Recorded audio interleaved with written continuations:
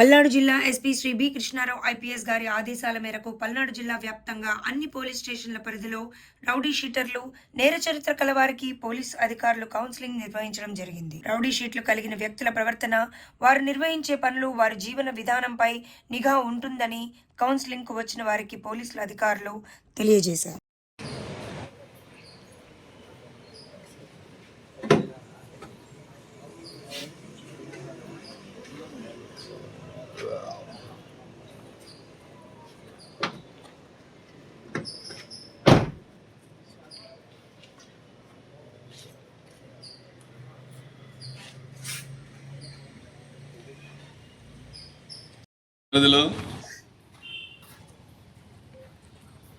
ఈరోజు మీ అందరికీ ముందుగా ఒకసారి తెలియజేయాలి చెప్పడం కోసమే రమ్మన్నాం. రేపల్లిలో ఉన్నటువంటి ఒక రౌడీ షీటరు వెళ్ళి నెల్లూరులో ఒక మర్డర్ చేశాడు. అది కూడా కిరాయికి. ఇక్కడ రేపల్లిలో బాగానే ఉన్నాడు, మంచిగానే ఉంటున్నాడు. వెళ్ళి నెల్లూరులో మర్డర్ చేశాడు. మరి ఆ వ్యక్తిని ఏం చేయాలి? అతన్ని కాల్ చేసినా పాపం లేదు. వాడికి ఏమి సంబంధం? రేపల్లిలోనే వాడు మర్డర్ రౌడీయిస్టు, మళ్ళీ నెల్లూరు వెళ్తాడు. పోలీసులకి మీరు పని పెడుతున్నారు, అంతే, ఏం లేదు.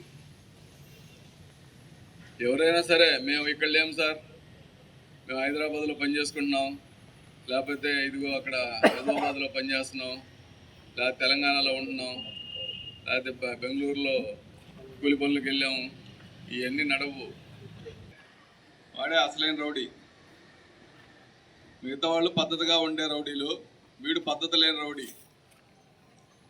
ఇంకా నెక్స్ట్ చూద్దరు కానీ, ఆదివారం సంతకానికి రాని రౌడీ పరిస్థితి ఏందో మీరు చూద్దరు కానీ. మీరు రావడమే కాదు, ఆ ఆదివారం ఆ 6 రోజులు మీరు ఏం చేశారో ఎస్ఐ గారికి చెప్పాలి ఖచ్చితంగా. ఎస్ఐ గారి స్టేషన్లో లేకపోతే ఆయన వచ్చినాక చెప్పాలి. మళ్ళీ చెప్పి స్టేట్మెంట్ రాసిచ్చి వెళ్ళాలి. ఆ స్టేట్మెంట్లన్నీ వారం స్టేట్మెంట్లన్నీ కూడా మేము ట్యాగ్ చేసి మీ రికార్డు అక్కడ పెడతాం. అలా పద్ధతిగా కనీసం 10 నుంచి 15 సంవత్సరాలు మీరు ఎలాంటి కేసులు లేకుండా సత్ప్రవర్తనతో 10 నుంచి 15 సంవత్సరాలు సత్ప్రవర్తనతో మెలిగినట్లయితే మీ మీద ఉన్న రౌడీ షీటు అది కూడా 50 సంవత్సరాలు దాటితే, 50 సంవత్సరాలు దాటి ఉండాలి. 10 నుంచి 15 సంవత్సరాలు సత్ప్రవర్తనతో ఉండాలి. కేసులన్నీ మీ మీద ఉన్న కేసులు 1 అయినా 2 అయినా ఎన్ని కేసులైనా కొట్టివేసి ఉండాలి.